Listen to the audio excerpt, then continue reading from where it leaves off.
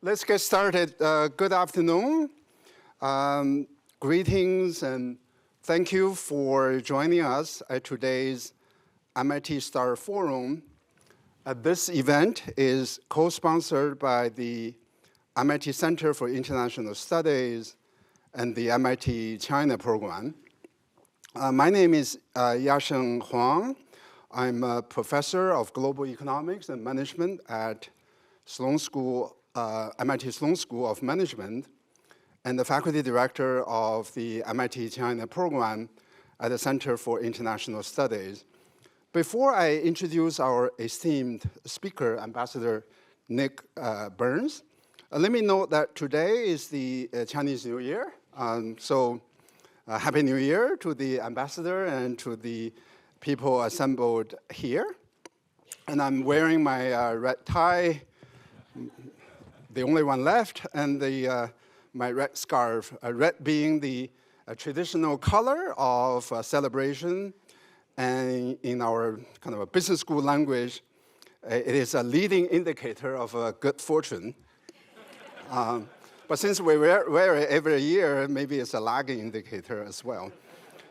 So we celebrate Chinese New Year in America, and here at MIT, we as Chinese Americans are extremely proud of our heritage, and we're equally proud of being an integral part of American society.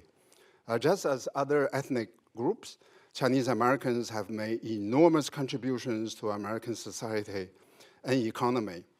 One of them who made path-breaking contributions was Wang Zhu, a MIT-trained engineer who was hired as the first aeronautical engineer by the Boeing company in 1916 for $20 a week. The engineering rate was a little bit different then. Wang Zhu played a crucial role in designing the Boeing Model C, the company's first major financial success. In this era of ideological turbulence and tensions between US and China, and on this special day of celebrating the start of the Year of the Horse, we should not lose sight of the fact that the greatest strength of America is its diversity, and that people who constitute all walks of life in this country come from all corners of the world, including from China. So this is just my, thank you. This is just my short editorial note, occasioned both by the Chinese New Year and by the presence of our esteemed guests today. Let me now turn to the topic of today's event, the future of US-China relations.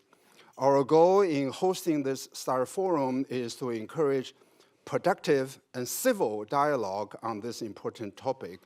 We have set aside time to hear from you as well during the Q&A portion of the event. During the Q&A, please line up behind the microphones and ask preferably just one question. And please make sure to silence your cell phones if you have not done so already. First, let us hear from our speaker, then he and I are going to join each other on stage for a deeper discussion. We will then open up for Q&A. Without further ado, let me introduce very briefly Ambassador Nicholas Burns. Ambassador Burns worked in the US government for over 3 decades, serving 6 presidents and 9 secretaries of state. Most recently, he served as US ambassador to China from 2021 to 2025, where he led public servants from 48 US government agencies at the US mission to China in overseeing one of America's most important and challenging bilateral relationships. During his career, he also served as Undersecretary of State for Political Affairs, Ambassador to NATO, and Special Assistant to the American President for Russia and Ukraine Affairs at the National Security Council. Ambassador Burns has been honored with numerous awards, including Presidential Distinguished Service Award and the Secretary of State's Distinguished Service Award, and he holds degrees from Boston College and Johns Hopkins University. Ambassador Burns returned to Harvard University in spring 2025 as the Royal and Barbara Goodman Family Professor of Practice of Diplomacy and International Relations at Harvard Kennedy School of Government. He's also the founder and faculty chair of the Future of Diplomacy Project and faculty affiliate at Harvard's Fairbanks Center for Chinese Studies. Ambassador, the podium is yours. Thank you. Thank you, Yasheng.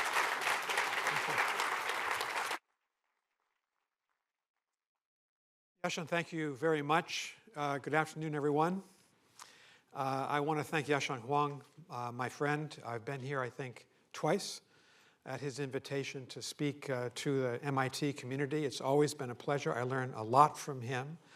He had greater foresight today. I forgot my red tie. You didn't. And so happy Spring Festival and happy Chinese New Year to everyone here.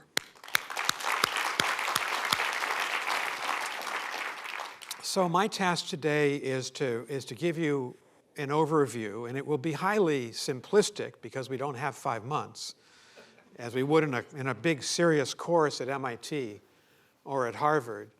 What's the state of U.S.-China relations? And I want to do that rather expeditiously because then Yasheng and I are going to sit down and have a conversation, and that's going to be a better part of the discussion because he's going to be asking really good questions. And then we both want to open it up. And in the best tradition of MIT and Harvard and the academy, tell us what's on your mind. And don't hold back. I mean, I tell my students, I just came from an hour and a half. I was a little bit late because I was teaching at Harvard Business School today. Tell me when you disagree, and let's have a civil discussion. You can also tell me when you agree. That's okay as well. But these are very complicated issues between the United States and China. They don't have easy responses and answers to them.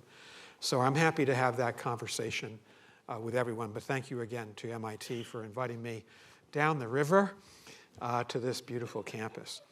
Let me start by saying the obvious. I'm going to give you a sense of, I'm just a year back from China, how I view the state of relations today, and then say a word about President Trump's upcoming visit to Beijing, where he's going to be a state visit to meet President Xi Jinping. What's that going to be like? And then say a word, maybe a little bit, if we look to the future, the next 10 to 20 years, how do we manage a relationship that is intensely competitive, and yet a relationship between two countries that has to live in, where they have to live in peace? Because that's the only logical alternative in this conflict. And so I want to cover those 3 issues, and then we'll sit down.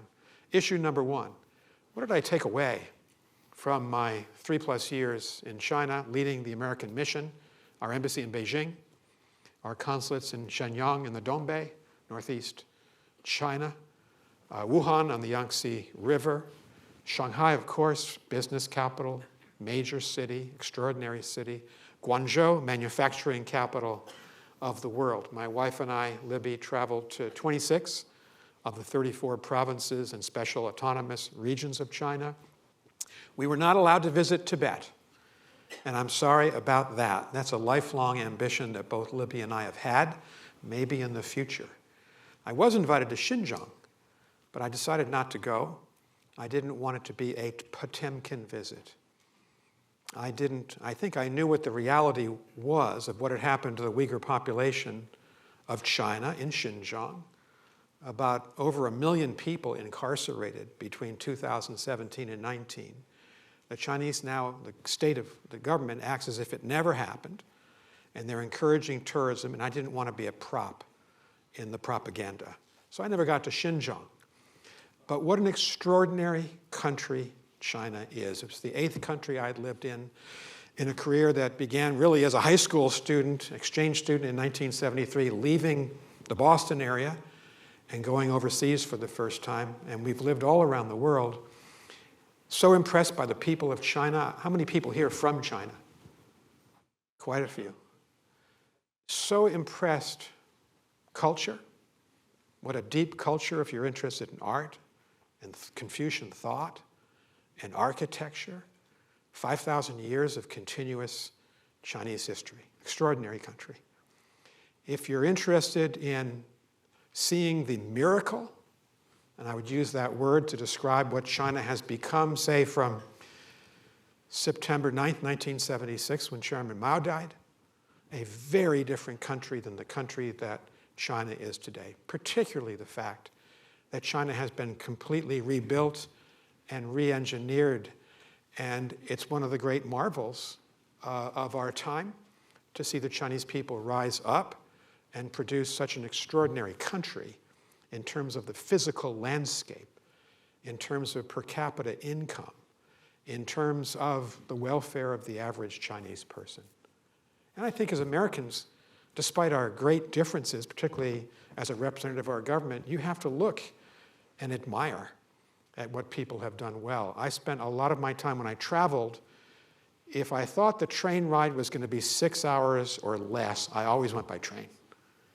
Because, and I never rode first class, because the US government wouldn't let me. Not business class, economy class. But the great thing about economy class is you sit next to average people. And I tried to put sunglasses on and wear a hat and disguise myself. And I have very broken Mandarin, unfortunately. I am a humble student of Mandarin, but what a beautiful language. But you can talk to people.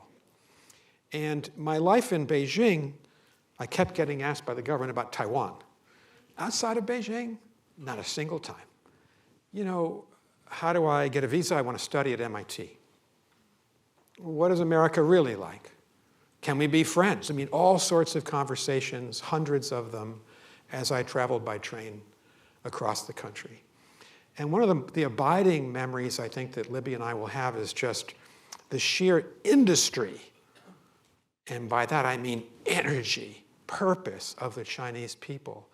When we arrived, and I've been going to China since 1988 as a diplomat, many, many times to China, worked with the Chinese in the Reagan administration, H.W. Bush administration, Clinton administration, George W. Bush administration. As an academic between 2010 and 20 in China, many times, the Chinese would tell me we have a 996 culture, and the Chinese all know what that is. We work 9 a.m., 9 p.m., 6 days a week. And when I came back, Libby and I said, it's not a 996 culture, it's a 997 culture. Because my off day was usually Sunday. And we would go out, we lived in just east of Tiananmen Square, next to Rutan Park, the Temple of the Sun. And we would go out walking in the parks, Choyan Park. The Chinese were going to work on Sunday. The construction sites were open. The Chinese Foreign Ministry was calling me at 2 in the afternoon to complain about something that Joe Biden had said or I'd said. China is working. And I've read Dan Wang's book, Breakneck. And if you want to read a really good book, and I think he has an MIT identity. I think he might have been a graduate of MIT. He's Chinese-American. He's a journalist. He's an economic historian. And this book, I don't know if you've read it, Yasheng, Dan Wang essentially says China is a society of engineers. The United States is a society of lawyers. And there are strengths in being an engineering state, and there are weaknesses.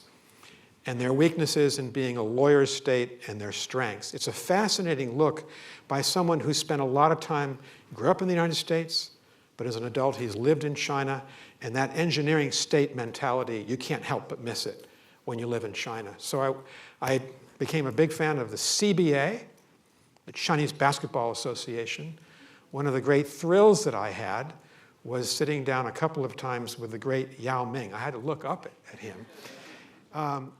Intelligent, far-sighted, sees himself as a bridge between the two countries. He is a bridge. And I'm a Boston Celtics fan. To see the Jason Tatum shirts in the parks of Shanghai and Guangzhou and Chengdu, all over China, it made me feel good. That, you know, with all the competition, we can still have some people-to-people bridges. Basketball is one. Music is another. But I think the most important is education.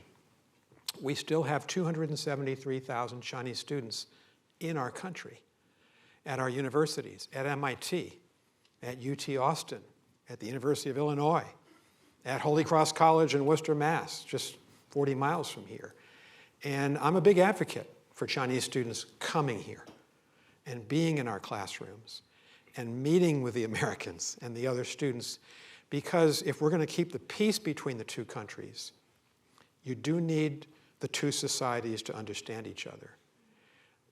In my last 2 years in China, we saw the demand for student visas increase, not decrease, among Chinese students wishing to come here. But in my 3 years in China, we saw the American student population plummet from 15,000 Americans to 350 by 2022. That was the crucible of zero COVID. And it really was because of zero COVID. Everything was shut down. I quarantined 45 days in my first 9 months, and that was not unusual. Chinese were quarantining, we all were. The American students went home, and as I left Yasheng, I thought really the challenge is maintain Chinese students here, have an open door. And there's some conditions on that we should talk about, particularly at a place called like MIT. There are some restrictions on Chinese coming in here. But for the main, we should be open, but we need more Americans as young people, as high school, university, graduate students, young professionals to learn Mandarin, to go to China, to live there. I felt so well served by my embassy. We had 900 Americans in the embassy and the consulates. Nearly everybody who was a frontline officer had Mandarin, good Mandarin. Most of my team this was their second, third, or fourth time living in China. So I felt so well served because I could draw upon the expertise, the cultural expertise, the economic, political expertise of my staff. I worry about the American ambassador 10 years from now, 20 years from now. You think about, 350 American students. We got up to 1,104, by the time I left. But that is not a bench in American English that you can draw upon for an ambassador from our country to China 10 or 15 years from now, or for corporate America, or for faculties across our university system. Where are the China experts going to come from if we don't have American students in China learning about the country and its language? I think that's a real issue that we should focus on. I was worried about it in the months before I left. So I asked my staff, okay, this is the 2024, up to our election. I said, how many American students do we have? And they said, we're not quite sure.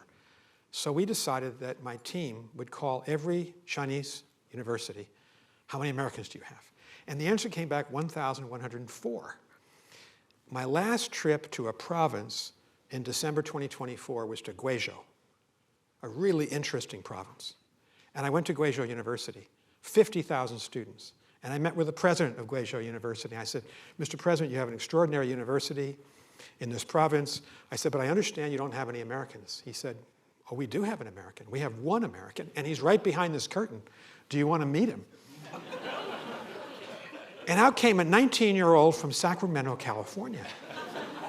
And I said, so how did you get here? And he said, very simple. He said, I was in high school in Sacramento. He said, my mom and dad were PhDs from Berkeley in East Asian studies, and they were China experts. He said, at every meal growing up, I learned about China. He said, but the real reason was my high school girlfriend. She was an immigrant to the United States from China, from the Miao community, a minority community in China. And he said, she convinced me that Guizhou University was the center of the world. And he said, that's why I'm here. I said, well, is she here too? He said, no, we broke up. I said, okay. I said, and he kept talking to me in a mélange, a mixture of Mandarin and English. He's an American citizen, born in America. I said, your Mandarin's good. He said, I've been here 18 months, and I'm living with 6 Chinese guys in the dorms, and I never speak English. And his name is Jared. And he allowed me to use his name on social media. I asked, you have to ask. And I said, Jared, do not leave that dorm. Don't try to befriend any Americans like me who come to Guizhou. Stay in this environment.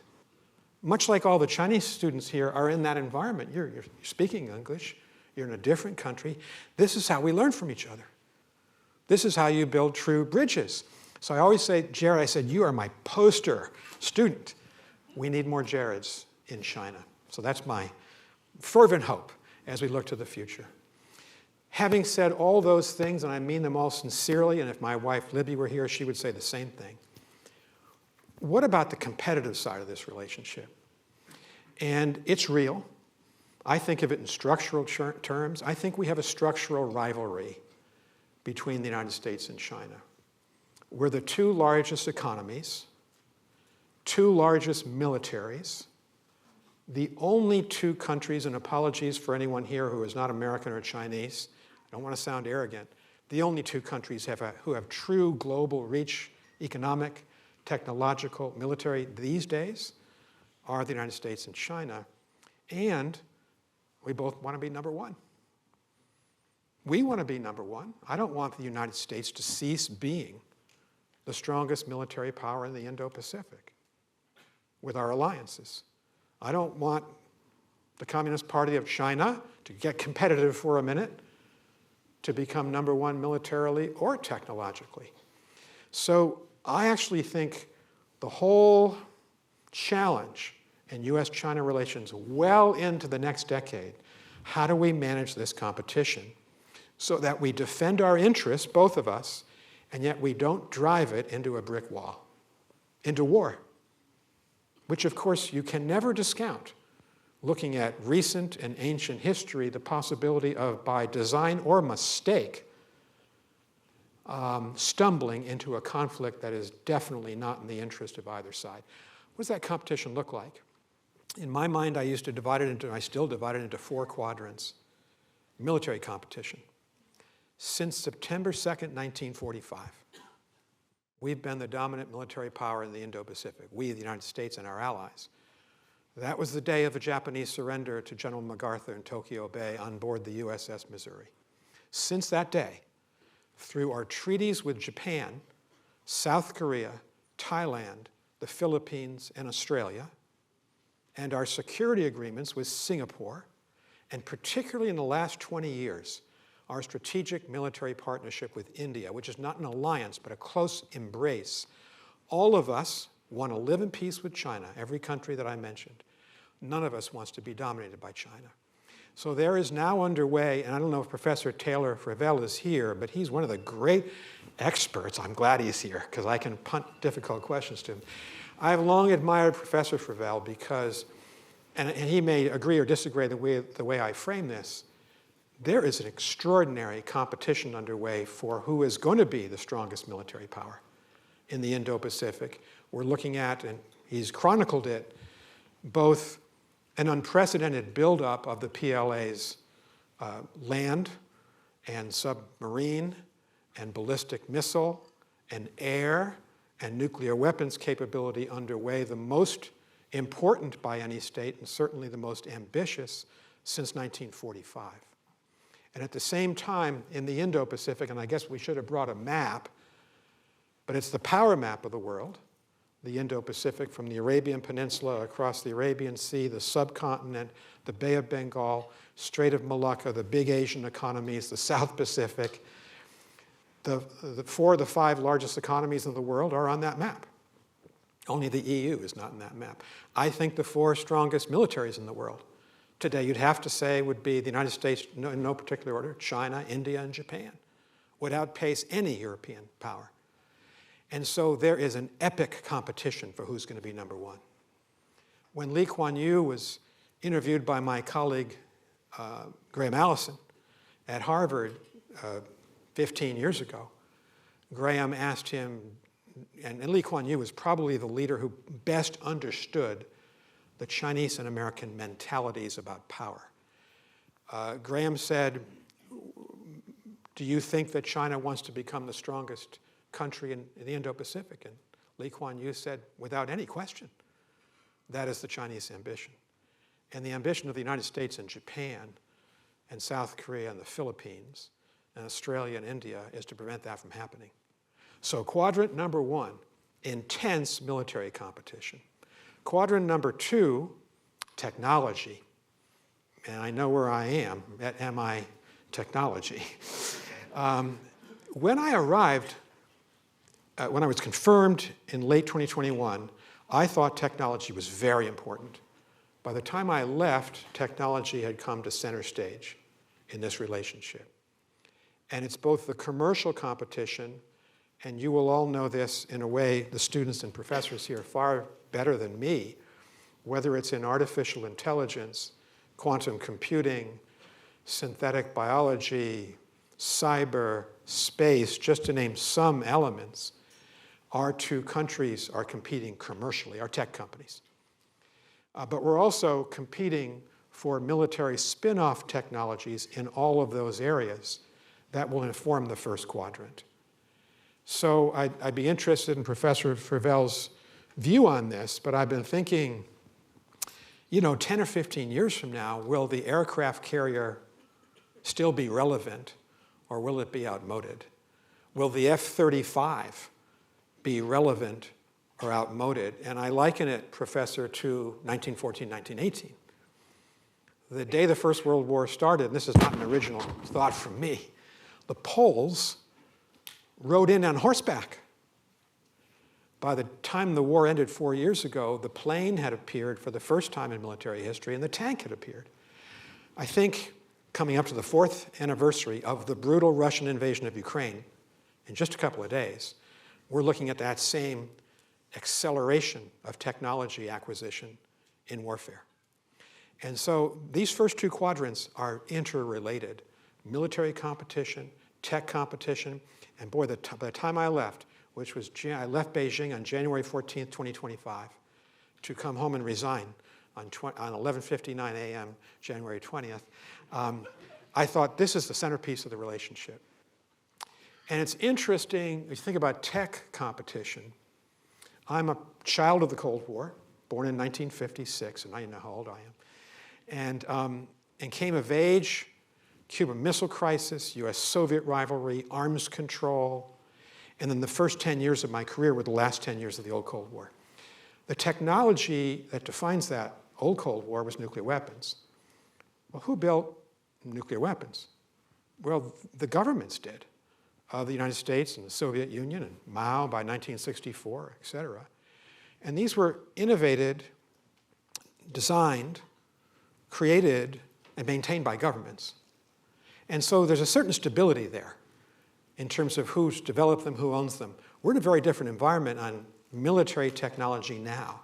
Who's innovating, creating, designing, creating, operating, and owning these technologies? Are tech companies. Not exclusively, but I would say mainly. The energy, the ideas are there. It's a very different challenge. And I used to tell my team in China, we've got to do everything we can to support the American tech companies in their commercial competitions with their Chinese counterparts, rivals, Huawei, Alibaba, Tencent, eventually DeepSeek, because that's the ballgame. And if they achieve a technological advantage, the Chinese commercially, you can bet the spin-offs will come earlier to the PLA than it will to the US military. This is a very simplistic framework I'm giving you.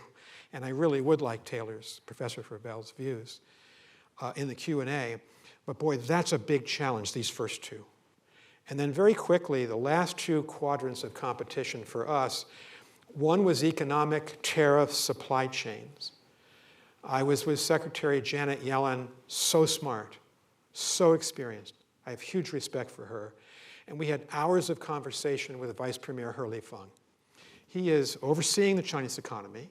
He oversees all the trade and supply chain negotiations with any country, including us. And he's very close to Chairman Xi Jinping. They go back to Xiamen, when Xi Jinping was vice mayor, and He Feng was just graduating from Xiamen University. The Chinese were worried, have been worried over the last 5 or 6 years about our GDP growth rate. I'm going to be a little bit undiplomatic, but I'm a private citizen, I can do that now, and say, I don't think the Chinese economy grew by 5% last year, or the year before, or the year before that. It was, I'm not an economist, but most economists with whom I've spoken say probably 3.7 or 8. They're very worried about this. It's very important for them to hit that 5% mark. One of the ways they sought to do that, and Professor Huang will have thoughts on this as someone who teaches in this area, a massive push of manufactured Chinese exports to the rest of the world, often dumping, i.e. below the cost of production. So when Secretary Yellen came out twice in 2023 and 2024. We spent hours with Vice Premier Hurley Feng. We had a lot of respect for him, by the way. And he had a very smart team around him, advising them, if you continue to try to export below the cost of production solar panels, electric vehicles, lithium batteries, robotics, steel, just to pick 5 areas, there are 100 more, you're going to see a furious reaction from Joe Biden, but also from countries around the world. And so on May 24th, 2024, President Biden announced 100% tariffs on Chinese EVs, and 50% on lithium batteries, and 25% on semiconductors, and we had put additional restrictions on the export of advanced semiconductors into China the year before. And who else raised tariffs in those 2 years? Well, India did. Turkey did. South Africa did. South Africa is a really close friend of China. Brazil did, another close friend. Peru did, Mexico, Canada, the United States of America, the EU. So China, the walls went up because China is now what, 32 or 33% of all global manufacturing. It is not sustainable that in a world of 195 nation states, one country is more than 1/3 of global manufacturing. Not sustainable politically, is what I mean. As unemployment, as industries get killed, and of course the Chinese playbook is we flood the market with low-priced exports, we kill the domestic competitors in Mexico or Canada or the US or Germany or Japan, and then we take market share. And so trade's very competitive. And that was our big issue. And President Biden, as President Trump, has been very tough-minded on tariffs and on supply chain and on these mutual dependencies. That is a big area of competition. 4th area of competition, which won't surprise anybody. Different value systems between the Communist Party of China, and I use that reference specifically. The government of China is just a subsidiary, in a way, operational subsidiary of the party. The party has all the power. And the party under Chairman Xi, since 2012, has grabbed more of the power in society. The party dictates everything. What's the Chinese maxim? East, west, north, south, center, the party leads all. I may have mangled it a little bit or forgotten a few words. That's not a meaningless slogan to describe a system of government that is so centered on one party and its Leninist philosophy, and so different than what Deng Xiaoping decided after Mao's death. By the late 70s, Deng was saying, and read Ezra Vogel's, I think, really brilliant biography of Deng Xiaoping, that, one-man rule in the Great Leap Forward, in the Cultural Revolution, nearly destroyed China. That's my way of putting it. I don't think Deng ever said that. But we need to have collective leadership. We need to have peers in the Standing Committee of the Politburo. And that was Deng and Jiang Zemin and for a time Hu Jintao's philosophy until Chairman Xi came in 2012. And now you have an unrivaled leader, one-man rule, and 6 other members of the Standing Committee who have all kind of been assistants to him. In a way, you can see how that helps to have combined strategy, maybe quick implementation. It's a unified team. But in any government, and I would say including in our own government, you need to have cabinet officers, let's say in our government, who can speak truth to the president when they see the president going in the wrong direction. That is not the case in China today. I'm going to go out on an edge and say it may not be the case in the United States today. It's really nice being a private citizen. And so this is a real issue in the relationship between us. Values. What's our value system? We're not a perfect country. Red-blue divide, north-south divide, dysfunctional Washington. Constitutional liberties being challenged, courts ruling for or against. This is a difficult time. That's an understatement in the United States. But I think 340 million Americans do agree on our Bill of Rights. Freedom of speech, freedom of the press, freedom of religion, freedom of assembly, the rule of law. It's contested. But I think that's our foundation stone. And I think Americans are very proud of that. I am. China has a very different value system. The Communist Party of China. It doesn't honor any of those, what we would say, civil liberties that are enshrined, most of them, in different words, in the Universal Declaration of Human Rights of 1947. By the way, one of the principal authors was a Chinese citizen, not part of Mao's team, part of Chiang Kai-shek's team. This is partially written by a Chinese person. And for me, that may ultimately be the most profound difference between us. We believe in human freedom. And I can tell you that's not the case in the Communist Party of China. And that's a huge difference for us to be able to negotiate and talk about Uyghurs, Hong Kong, the absence of civil liberties. When the national security law was passed, I was there the week it was strengthened in the spring of 2024. We all saw what happened to Jimmy Lai 10 days ago.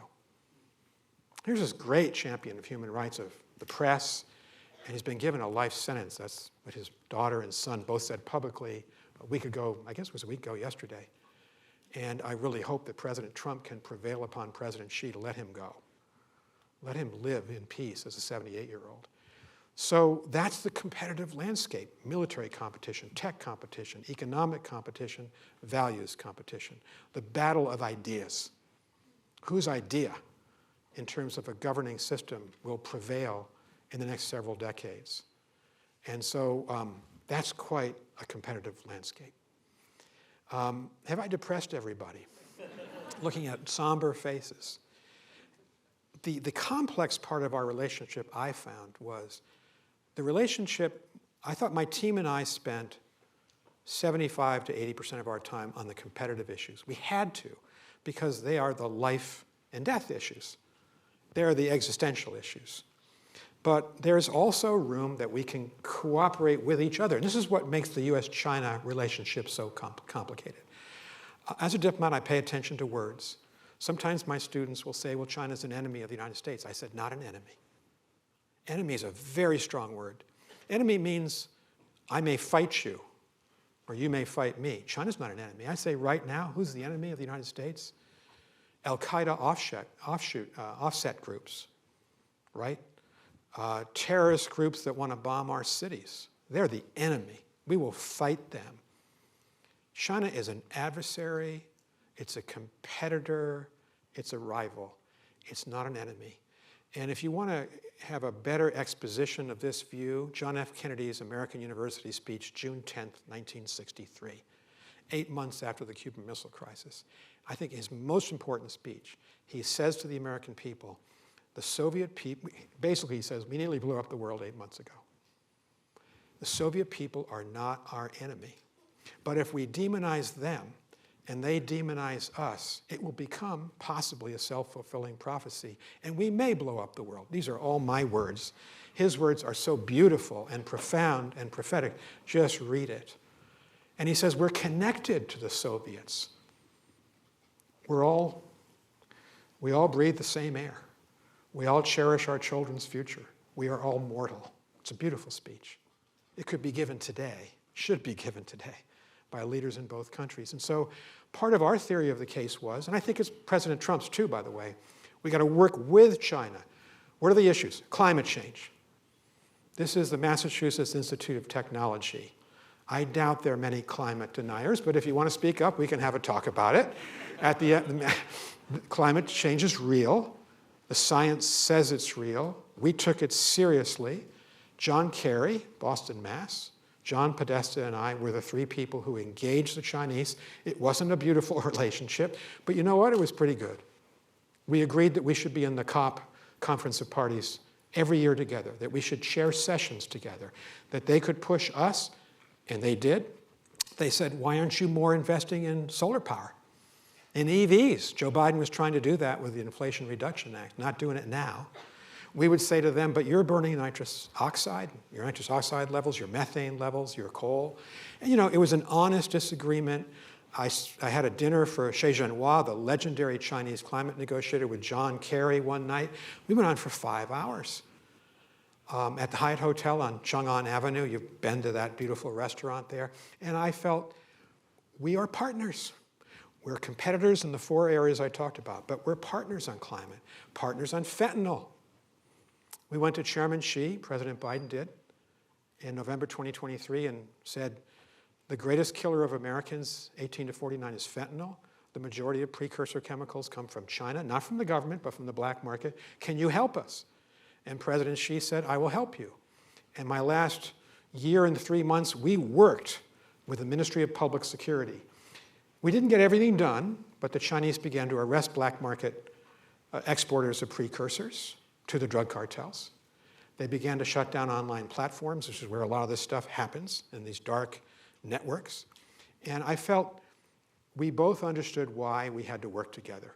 We needed them, they needed us. That exists. And one of the issues that President Trump's going to talk about, I'm sure, in Beijing is fentanyl cooperation. And the Chinese understand they've got to do better. They haven't gone fast enough, and we need to help in that process. So those are 2 issues where we have to work together with China. And we need a part of the relationship to build some trust and confidence where we can work together. Final point, we got to live in peace. We have to live in peace. We live in the nuclear weapons world. We live in the world where I don't know where AI is going, where individuals may be able to create weapons of mass destruction. I actually think governments that are naturally opposed to each other are going to begin to see each other as partners in trying to set some guardrails and some limits on technology growth, on who has access to it. One example of this was our very last meeting with Chairman Xi, President Biden's, Lima, Peru, November 15th, 2024, 10 days after our election. And we have been working with the Chinese. Can your leader and our leader say in Lima publicly 1 sentence? And I remember Jake Sullivan and I were having lunch in the hotel. The meeting was 2 hours away, and we got a phone call from our team. The Chinese have agreed to the sentence. And so check out the press releases of the Chinese and Americans, November 15th, 2024. Human beings should remain in control of nuclear weapons, comma, not AI systems. Human in the loop. That people, women and men, with a conscience, with a heart, with a sense of ethics, have to be in control of nuclear weapons, not an AI machine that we can't even imagine where we're going to be on AI 5 years from now. I actually think that some of these issues may promote cooperation between rivals, competitors, adversaries like the US and China. We have to live in peace. Graham's book, Essence of Decision, Graham Allison, if you haven't read it, I think it came out in 1974 or 5. I read it as a sophomore in college in 1975. It's his analysis of what went wrong and how we just missed a nuclear exchange. And his ultimate answer is 2 human beings got up to the line and decided, I'm not going further. Nikita Khrushchev, John F. Kennedy. They made a deal that the Soviets would take their strategic missiles out of Cuba, and then there was a secret part of the deal, and that is the Americans would defuse and dismantle the Jupiter nuclear missiles in Turkey, and that worked, and we avoided the worst. I once asked Graham in front of my class, Graham, if there had been a thermonuclear war in October 1962, how many people would have died? And he said, well, we've tried to model it. I don't know, Taylor, if you've done this. And he said, between the Rocky Mountains and the Ural Mountains, 80 million people. I mean, none of us can even get our arms around what that means. But that's what's present in this relationship between the US and China. The enormous capacity to destroy each other and also to destroy the world as we know it. It's that existential, which means the only logical conclusion, and Professor Huang wrote a good article about this, which I reread last night. We have to manage the competition. We can't think about defeating each other.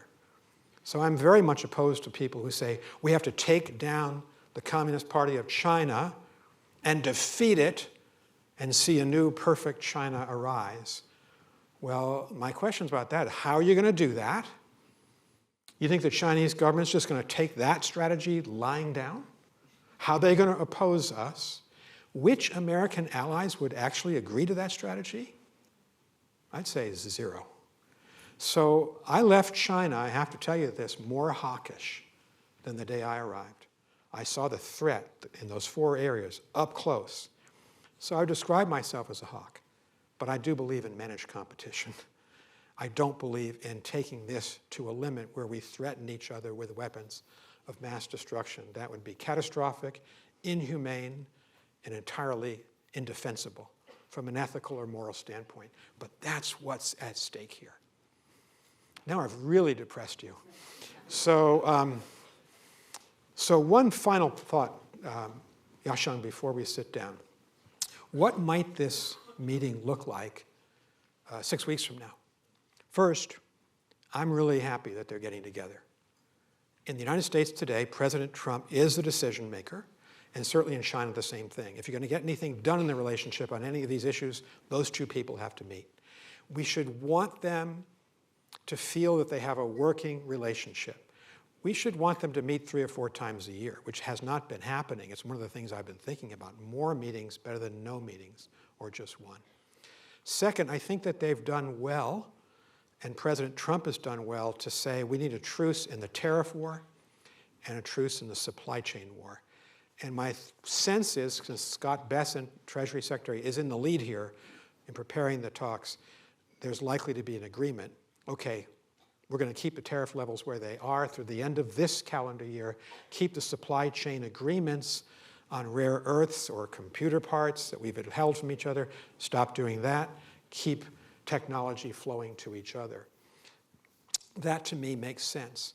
It also makes sense that we continue a big commercial relationship and not try to decouple a symbiotic commercial relationship that took 45 to 50 years to build. I don't know how you untangle it. China is our 3rd largest trade partner. About 1 million American jobs depend on trade with China. We have thousands of companies there. I think promoting that, but de-risking, not selling China advanced technology that can help the PLA or the intelligence services, we should continue. What are my worries? I worry about President Trump giving away too much on technology exports. I don't believe he should have approved the H200 chip sale, NVIDIA, to China. Shut that down.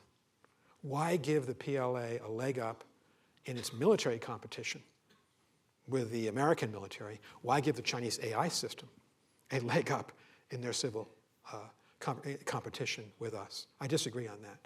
I also, final point, Yasheng, I also think that the Trump agenda appears to me, although I want him to succeed, obviously, he's our president, too one-dimensional, too focused on deals in the commercial tech area, and not enough focused on why are we silent suddenly on China's military support for Russia's war machine in Ukraine.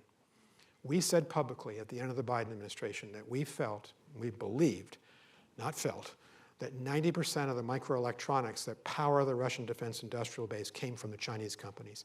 We sanctioned over 300 of those companies. Suddenly, the US government's silent. Big mistake. Big mistake. Russia, China, and North Korea are in an unholy alliance to weaken us and Japan and India and certainly strengthen Putin. And if he wins in Ukraine by a deal that favors him, not Zelensky, Europe's going to be divided again and weakened again. And then last, I'd say, stand up for our allies in East Asia. I am so impressed by Prime Minister Takaichi. She won a big, big electoral victory 10 days ago. She has said very clearly that Taiwan is existentially important to Japan, which of course it is, as it is to the Philippines. And to see this intimidation by the Chinese, Foreign Minister Wang Yi at Munich 3 days ago, basically likening the current Japanese government to the Nazis and also to the imperial government of Japan that waged World War II. It is wrong on the facts. It's nonsensical. And the Trump administration needs to stand up for her and stand up for our rock-solid relationship with Japan, I would say right now, Japan's the most important American ally in the world. There's silence from Washington on this. So I agree with the economic agenda. I don't agree with not standing up for our allies, not standing up for Zelensky as opposed to Putin, Chinese effort there, and the silence on human rights by the administration in China, the violations, worries me. So that's what I think about Yasheng, this very important meeting coming up. It's great to be here. Please let us know what's on your mind. Thank you for listening. Thank you. Let's take a seat.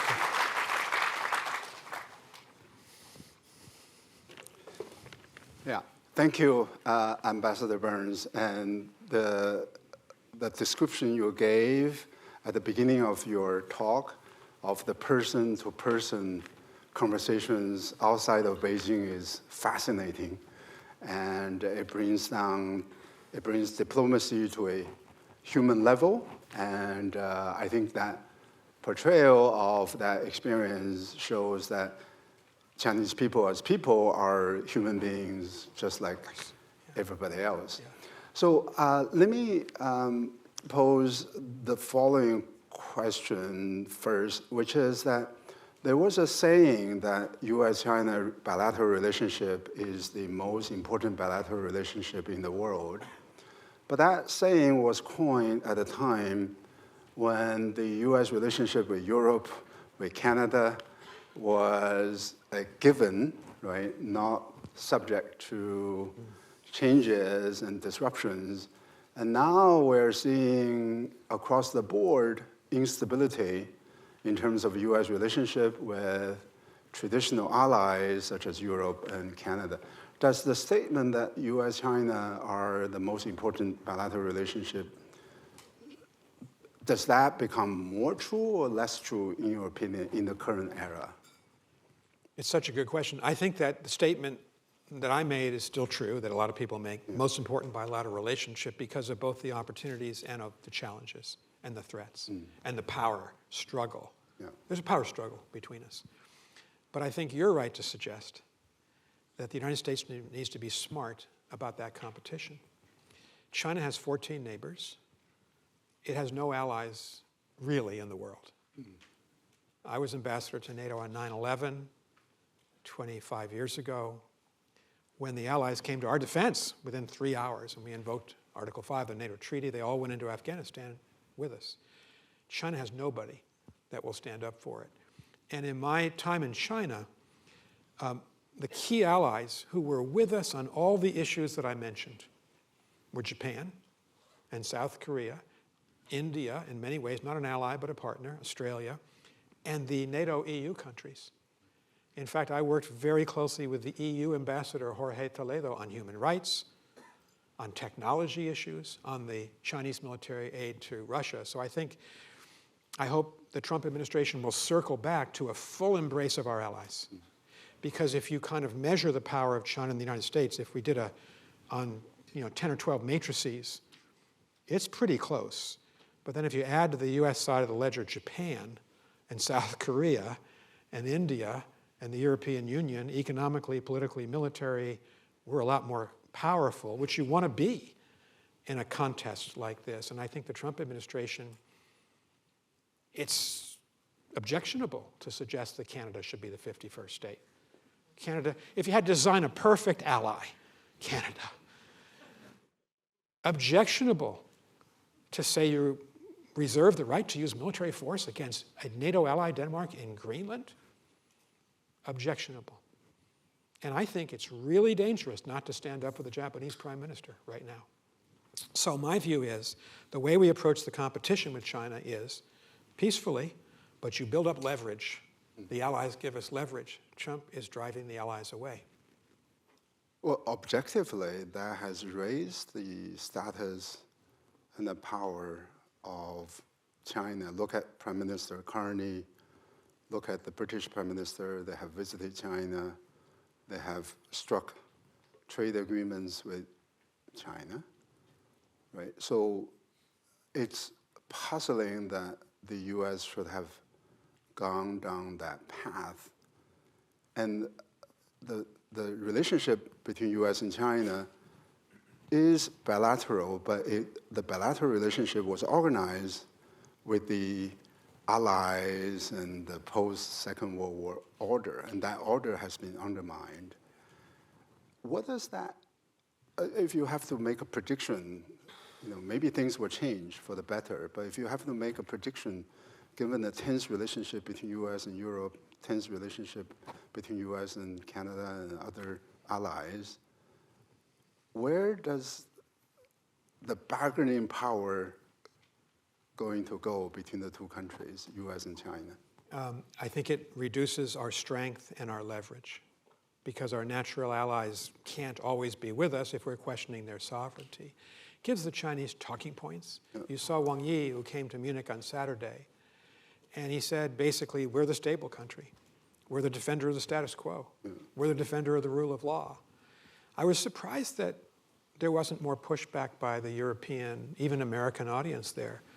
China's a country that right now is challenging Filipino sovereignty in 3 different atolls in the West Philippine Sea. China is the one threatening the use of force across the Taiwan Strait. China's the one that's questioning whether the Indian state of Arunachal Pradesh is Indian or Chinese. So when you put the facts on the table, it exposes that Chinese are being hypocritical. But, in the face of the tariff onslaught by President Trump against the rest of the world, Greenland, Canada, it does give the Chinese the opportunity to say, we are the responsible party, and we shouldn't want to give them that opportunity. I mean, does this development indicate that the Trump administration doesn't agree with or share with your view of the nature of competition between U.S. and China? You lay out 4 areas: military, technology, economic, and values. That was probably a Biden administration view. Maybe there was a consensus in the Biden administration. Very much so. Very much so. And the fact that Trump administration is eroding the relationship with traditional allies, to me, it signals that it has a different point of view of China vis-a-vis these 4 areas of relationship. Yeah. Well, I agree with you, Yasheng. I think it's one of the most important, if I can say this, mistakes that the president has made in the last 13 months. Push the allies away. Or more unilateral, not isolationist at all, but unilateral policy. And a lot of people have speculated, well, maybe the U.S. strategy is to be dominant in the Western Hemisphere, and we're going to let Putin be dominant in Europe, and President Xi and China be dominant in East Asia. That's not at all in our interest. We are a Pacific country. Those 2 figures, 4 of 5 strongest economies in the Indo-Pacific, 4 strongest military powers, the future's in the Indo-Pacific. We are in it. Alaska, Hawaii, the whole west coast of the United States, Guam, our array of military facilities. We can't be absent from that. And so, I hope there's going to be a bigger national debate. When you poll the American people, they support our allies. NATO consistently polls very strongly. Some days in Washington, you can't get Republicans and Democrats to agree the sky is blue. But on most days, you can get most Republican members of Congress, not all, but most, and Democrats to say, of course we should support NATO. Of course we should support Japan as our ally. So let me go back to the time when you were serving as the ambassador during the Biden administration. With the hindsight that we have now, what, in your opinion, went right? What, in your opinion, went wrong? In terms of handling relationship with China during the Biden administration? Yeah. So I have a great deal of, and I always have a great deal of respect for President Biden. Highly experienced, maybe one of the most experienced people ever to assume the presidency in foreign policy. Highly ethical. And I'm proud to have served his administration. I think what went right was Joe Biden was alliance-based. He did more for the U.S.-Japan relationship, for the Japan-South Korea relationship, for India, Australia, AUKUS, an array of proposals designed to strengthen our network, our tech network, our economic, and our military network in the Indo-Pacific. I think he had a successful record. And genuinely hope that President Trump can succeed. But he seems to be really, I think, reducing our strength. What didn't we succeed in? What would we do over? I think you have to go all the way back to 2016. President Obama had proposed a Trans-Pacific Partnership, a free trade agreement of sorts among the big trading nations of Asia and the United States. China was not going to be a part of it until China was able to prove that it was going to trade fairly. Think of forced technology transfer, IP theft, dumping. And, I have to remember, it was the Democratic Party that came out against it. I was working on the Hillary Clinton campaign. She came out against the Trans-Pacific Partnership. And, of course, we're in a very different place now, 8 years later, where, more than 8 years later, where the United States, the political system in the United States, both parties have turned protectionist. What the result of that is China is dominating the trade space in Asia. And that other countries, like Canada and the European Union and Japan, are having to make their own way towards free trade groupings. And the United States is entirely absent, so that China's not a lead trade partner, with 120 countries in the world, and we are with a fraction of countries in the world. I think we've given away a lot of our trade influence and economic influence. The other thing that I think we did not succeed at, and I wish we had done more, and I'm at fault too, by the way. I'm not absenting myself from this. I was part of the strategy, is that, we were not successful in the way we wanted to be in the global South. Say what you will about the Belt Road Initiative, and I can give you a lot of criticisms about the indebtedness, about the fact that China is often bringing its own people to build these structures with sports stadiums and presidential palaces. It's given China enormous influence in Southeast Asia, in Central Asia, in South Asia, in the African continent, and large parts of South America. And we never developed anything that could be remotely competitive. We thought about working with Japan and the EU. That made sense. We never got it going. And so I think that was a mistake. And the next administration, Republican or Democrat, following President Trump, is going to have to work on this. I'll give an illustration of how bad it was. When I flew into the Lima summit from Beijing to meet President Biden and his team, they were coming from DC, I read a story on the plane in the New York Times. And if you check out the New York Times for November 14th, I think it's that day, I could be off by a day, there's a story that says in 2002, and they had maps, the United States was the lead trade partner of every country in South America. But by 2024, it was that year, China was the lead trade partner of every country in South America, with the exception, I think, of Colombia. And I thought, that's a damning story. And it's not just Joe Biden's fault. That's every president since 2002 not paying attention to the power of trade in global politics. And then it got worse. I got into my Lima hotel room and turned on the TV, and I had broken Spanish, but I understood what it was. There was President Xi inaugurating a $3 billion new port 40 kilometers north of Lima that he transferred to the people of Peru that will reorient a lot of the trade from the western part of South America towards the big Chinese ports on the east coast of China, think of the Pacific, and away from the canal and the Caribbean and Canada and the United States. Power plays by China. I had to admire it. I didn't agree with it, but you have to admire the sense of strategy. One more data point, because I think data points and illustrations are interesting. For every year for 36 consecutive years, the Chinese foreign minister, whoever that person is, it's now been Wang Yi for a number of years, travels to Africa first in every calendar year. That strategy over the long term, its symbolism, it conveys to the African countries, you're important to us. We go to you first every year. In President Trump's first term, he never visited Africa. In President Biden's term, he visited once, early December, for 2 or 3 days to Angola. We had a big project, a rail project that was going to help them. We simply haven't showed up, paid attention. You need to show up and plant your flag and say, we're interested, we respect you. And so I take some blame for that. I was part of this administration.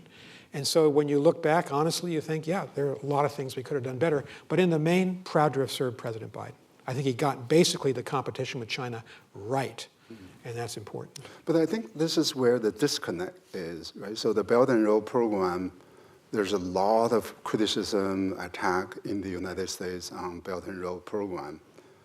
I mean, whether fair or unfair is a separate issue, but if you want to compete with any country, China included, you need to match the rhetoric with the action. Yeah. So we only see the rhetoric without seeing the action, and that doesn't really promote the legitimacy of the criticism itself, right? So it undermines the power of the analysis.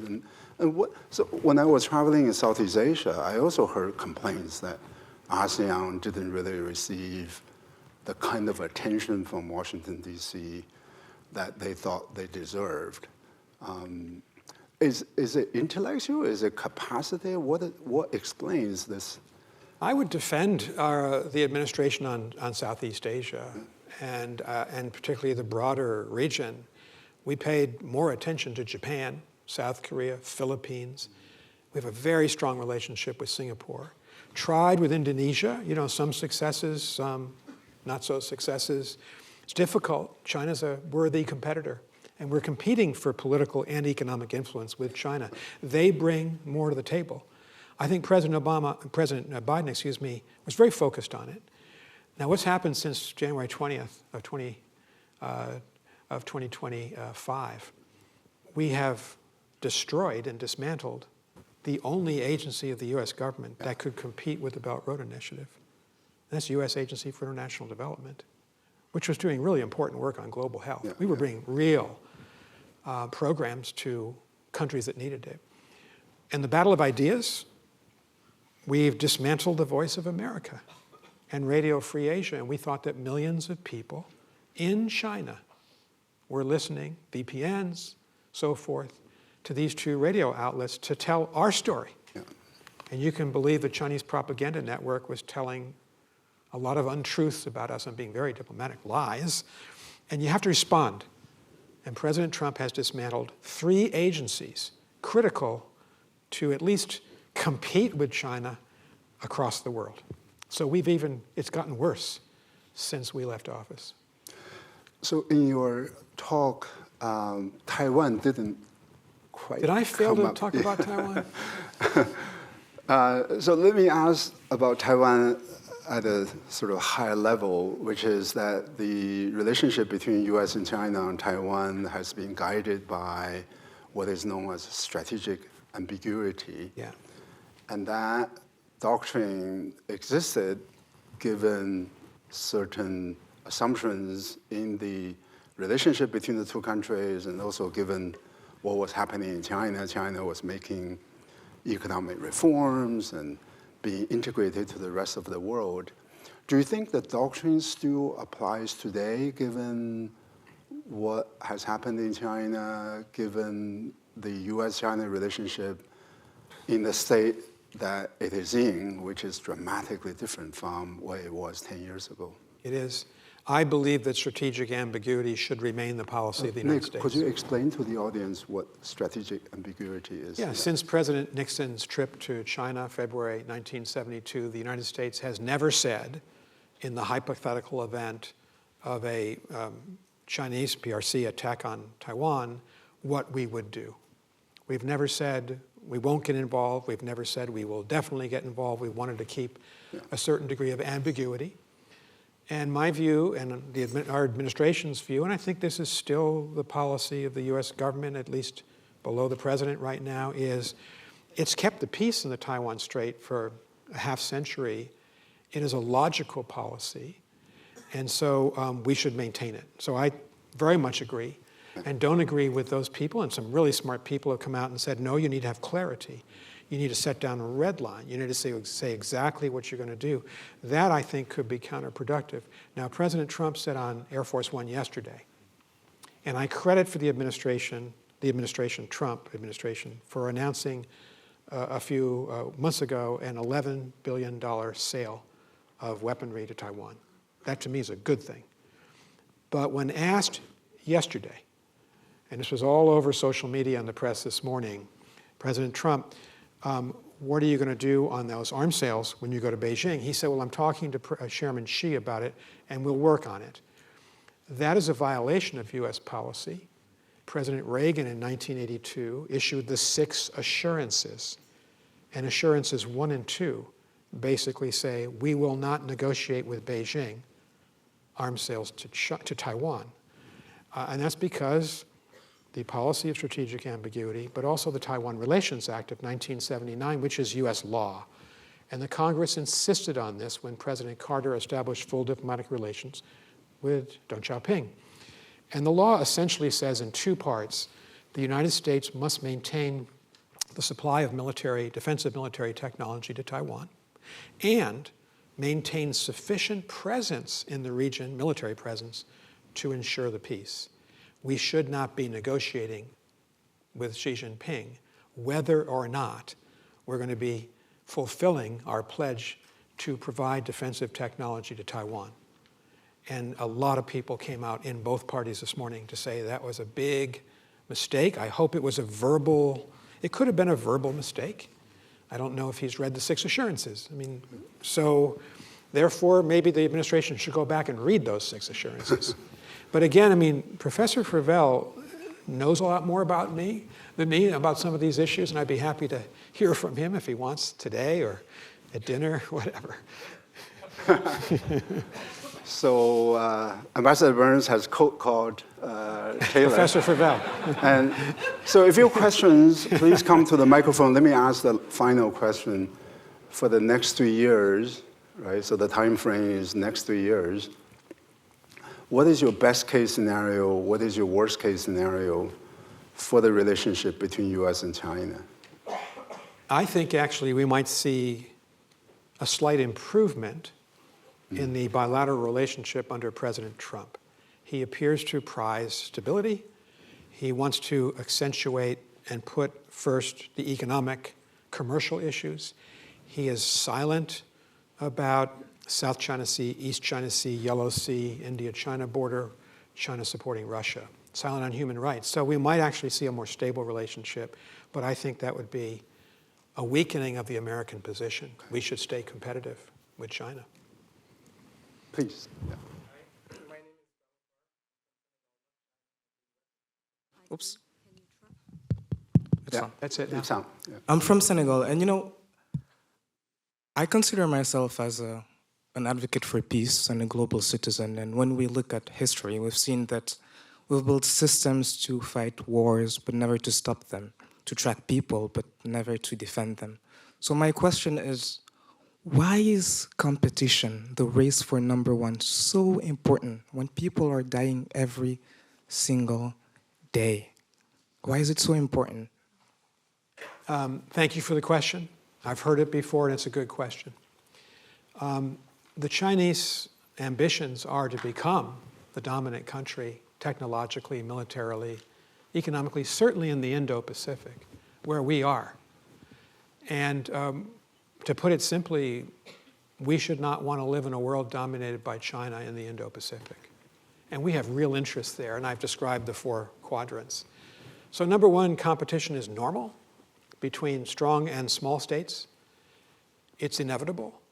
And as a diplomat, it's all about managing it so that it remains competitive but not destructive. But it doesn't mean that we should forget about global goals, whether it's climate change or global poverty. What's happening, what's receiving no attention in the American press is Sudan. And there are more people dying in Sudan right now than even in Ukraine. So I don't think there's a trade-off here. And at some point, I would hope the United States and China could be less competitive globally and maybe coalesce to help on some of these big programs like poverty alleviation. But right now, I think you're going to see the competitive edge prevail because that's what's really affecting the long-term interests of both countries. Question from this side. Keep it short. Yeah, sure. So my name is Sandra. I'm from Sloan Fellow. I would like to ask a question because for me, from my Simon Johnson lesson, we learn about global market, about it's more economics. It doesn't only about supply chain. So give a figure. So US control 50% of the market share, equity market globally. Meta, user, 70% of internet user globally. 100% of the high-tech chip is belong to US. So I don't understand, like, when I look at the competition between US and China, I think US already dominate a lot of the part of this kind of competition. And I just wonder, like, if you are thinking about that for your allies, if you think about their US, currently what they're doing to their so-called ally, do they feel that now I'm like, highly dependent on US and now I need to kind of decouple this, like choking, like everything I depend is on US? How can they do that? Well, thank you for the question. It's always difficult to measure who's ahead and who's not in technology. And I'm not a technologist. There are people at this university who will know far more than me. But when you read these reports, well, the United States is far ahead in AI, and China might be challenging us on quantum. I suppose it depends on what you're measuring. And you don't know what you don't know about what the other team is doing. And so I want our country to succeed in these realms. And when we are competitive in elements of these technologies, I would like our companies to succeed over those of the Chinese government because of the civil-military fusion in China. In China, Huawei, Alibaba, Tencent, DeepSeek, if they have a technology or a capacity that could be useful to the PLA, then they have to transfer it. And that's why we suspended the sale of advanced American semiconductors by NVIDIA and Intel and others into China, because it would just be commercially a route to the PLA. And the United States, we do not have that obligation. No American company can be forced to cooperate with the US government on technology transfer. I think it's good when they do cooperate, but you can't force them. You have to understand that civil-military fusion. It's competitive. And I would rather have our companies succeed than Chinese companies in that competitive aspect of the relationship. But Nick, your concern is the military dimension of the competition. Very much so. Not simply because China has emerged as a technological power, right? It's really the military dimension that is of a concern. The sole rationale, if you look at a press conference given at the White House on October 7th, 2022, by Jake Sullivan, our national security advisor, now my colleague at Harvard, he explained why we were prohibiting the sale of advanced semiconductors, and he focused it solely on national security, civil-military fusion, transfer of technology that's completely not in our interest. But it is not naturally our position to object to China becoming an economic and technological power if there's no such military complication. I just want to separate these two considerations. Right. I mean, we are not, look, we are competitive, and there's no trust between us, or very little trust.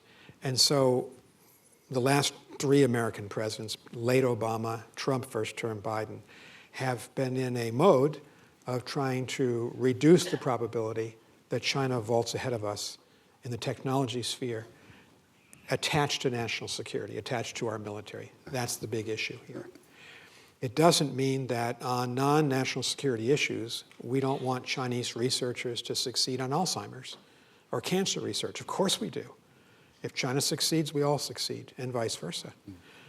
That gives me an opportunity to say, I really hope our government will return to funding basic science research at our universities. Look what they've done with UCLA, Harvard, and Walter Isaacson, who's the biographer of Steve Jobs and of Elon Musk, and a history of Silicon Valley, and of Benjamin Franklin, and of Leonardo, he says what made America great as an industrial power during and after the Second World War was this triangle. Federal government funds MIT, Caltech, Carnegie Mellon, UT Austin. So Vanessa Bush is And then you, professors and students and staff, you incubate, you have ideas. And you develop the ideas that then the private sector on the third end of the triangle monetize. It's what made us a great power. It's Apollo, it's Gemini before it, it's everything. And if you interrupt and cut off that basic funding research, you weaken the United States. Sure. Yeah. At a time when I left China, Xi Jinping announced the day before I left, $15 billion subsidies for Chinese firms in the quantum field. And the way they justified it, compete with the US. And here's President Trump reducing funding for our universities, our science universities. That is a huge strategic mistake. I think there's a lot of agreement with you on that issue. I hope so. It's safe to assume, yeah. So please. Hi, thank you so much, Ambassador Burns. My name is Samuel Leiter. I'm a PhD student in the Security Studies program here at MIT, so I know Professor Fravel well. I have a question actually that segues with your last comment, which is, the United States has, with USAID, with science funding, sort of hamstrung itself before the competition really gets going. And the American public seems to support this. Why do you think, the American public, I guess, does not understand the value of these long-term investments in the competition? And how can, leaders like you go about shifting public opinion back in that direction? And can you also? Thank you. Thank you. Really thoughtful question. All these questions have been thoughtful and difficult questions. I'll just be honest. We're looking at a government administration that's focused on culture wars, dividing us. Blue state universities bad, red state universities good. That can't be true. I want every red state university to succeed. I think most Americans do.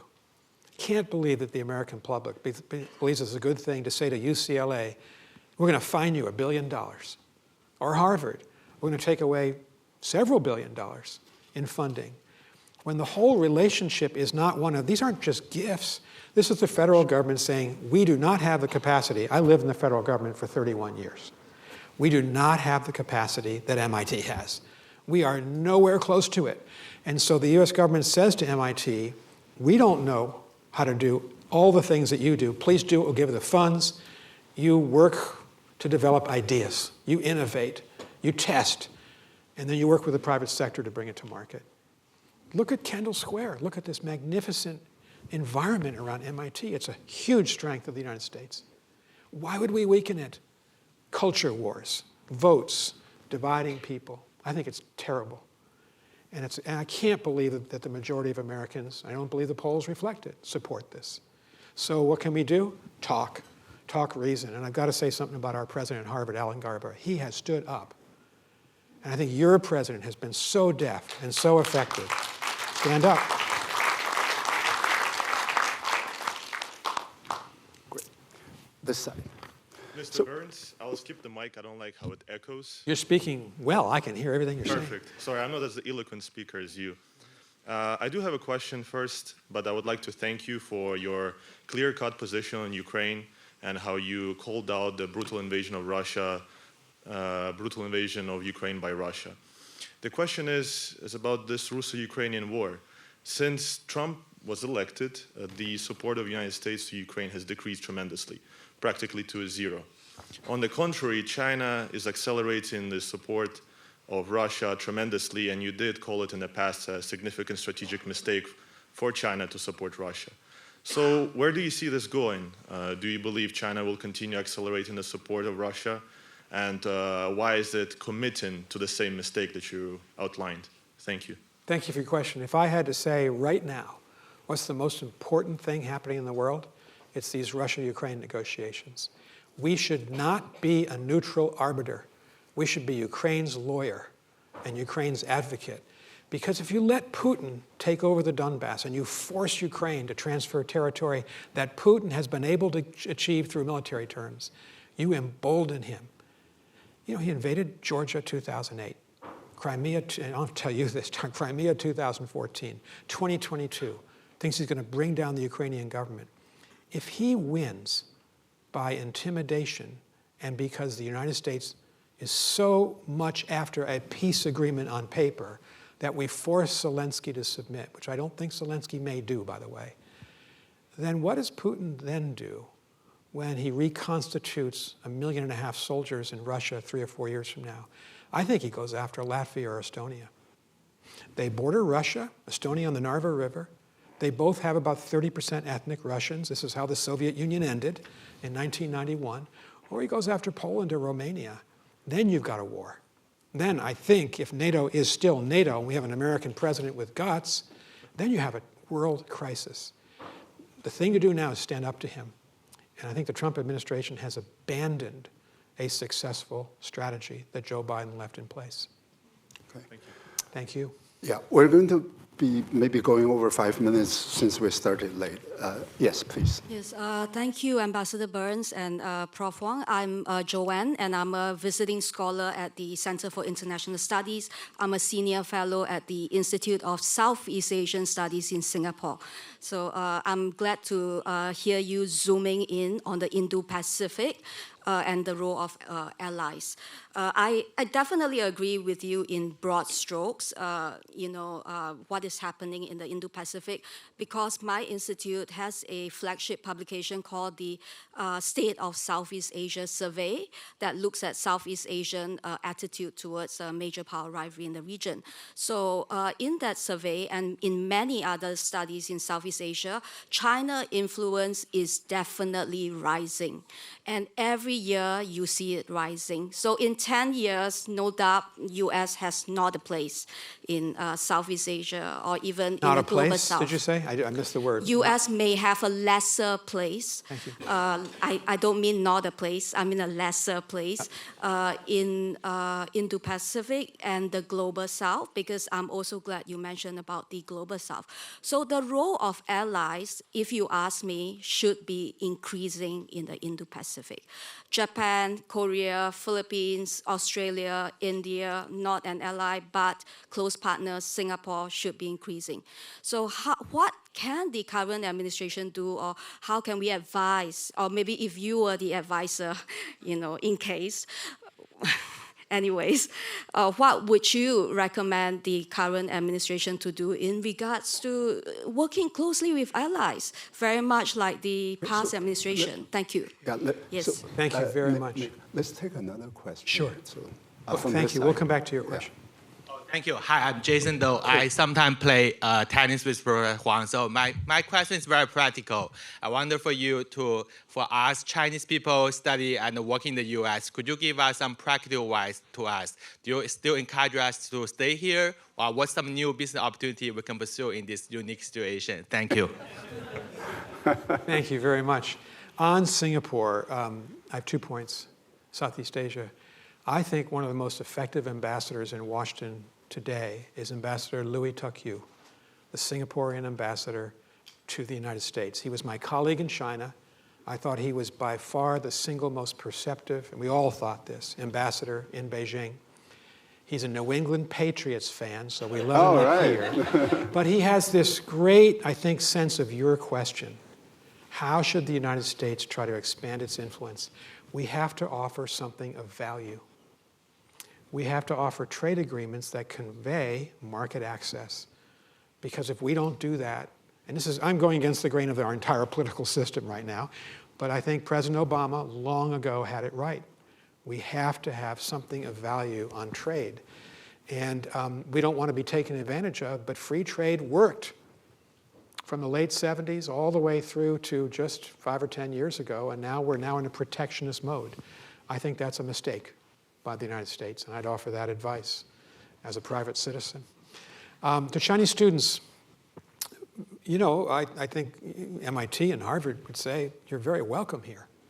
We want Chinese students at our universities. And that's what I said when I was in China. I used to meet Chinese visa applicants to encourage them to apply. We do have a restriction that President Trump put in place in 2020, which our administration implemented and agreed with. And it's hard to know how to define this, but if an applicant comes and wants to study at the PhD level or postdoc level, a field which is very important for the national security of the United States, that applicant from China will likely not get a visa. And we have spelled that out publicly. And I think President Trump was right to do it. President Biden was right to agree with it.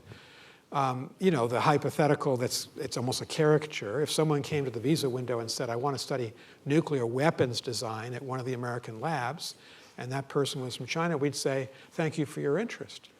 But we're not going to give you a visa, and you all know why.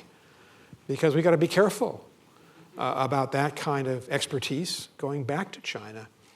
But I've taught many Chinese students. Before I went to China, I was a professor at Harvard and taught hundreds of Chinese students. And many of them are still here. They are green card holders or citizens. They're working in high-tech industries. They're working in finance. And we're seeing that with Indian Americans. And I think it's I agree with your statement. The strength of our country is that we're multiracial, multi-ethnic, and multi-religious. That's who we are. And if we cease being that because we restrict people on the basis of race or ethnicity or religion, then we cease being American. If we went around this room and said to every American citizen, where are you from? And we didn't mean Cambridge or Belmont or Boston. Where are you from? We've each got an immigrant story. I have Irish grandparents, my father's parents. You have an immigrant story. We all have immigrant stories. That's the glory of our country. So is it okay, last two questions? So last two questions short. Okay. Actually, it's not a question. I just want to take this opportunity to say thank you. Thank you for your service, especially the travel risk advisory. It's really important to American citizens in China at that particular challenge period. Thank you. Thank you very much. Appreciate it. So last one, we just have to end. So please. Good evening. Good evening. What should we make of China's lack of response to American intervention in Iran and Venezuela? Well, I didn't invent the words paper tiger. That was Mao. But, you know, it's interesting. So I was sitting in Beijing on October 7th. I was actually in Shanghai, October 7th, 2023.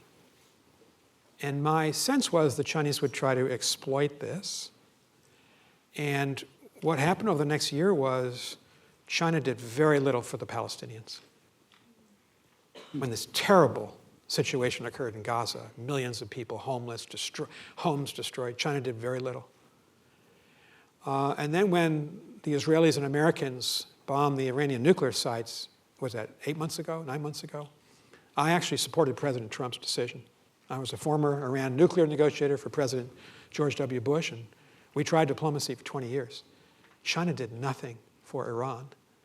China's not doing much for Iran right now. And I thought the Chinese were going to try to make a big power move into the Middle East. They haven't. They haven't stood by their friends. And I think that should be a message to some countries around the world about the constancy of Chinese commitments. I'm sounding very competitive because I feel competitive on this issue. And I would rather have President Trump managing these issues. I think, look, he achieved the Gaza ceasefire. Good for him. That was hard. I think he made the right decision on Iran. We've been talking in my class. I'm teaching a class at Harvard Business School and Kennedy School. Jim Sebanius and I, team teaching, 100 students. And I actually think deploying the 2 carrier battle groups to the Red Sea and the Arabian Sea makes sense right now as a matter of negotiation. I don't think President Trump wants to go to war with Iran, but he's telling the Iranians, if you don't cooperate on the nuclear weapons agenda, there's going to be a price to pay, and sometimes diplomacy has to be hard-headed. So there are a number of things that I think President Trump's done right that I fully appreciate. I think he's kind of got the Middle East largely right, and the Chinese are kind of nowhere to be seen right now. So this big prediction that somehow China's moving into the Middle East to be the great power hasn't happened. Good. Glad it hasn't happened. Okay, let's end here and thank Ambassador Burns for giving us this wonderful talk. Yeah, thank you. Thank you.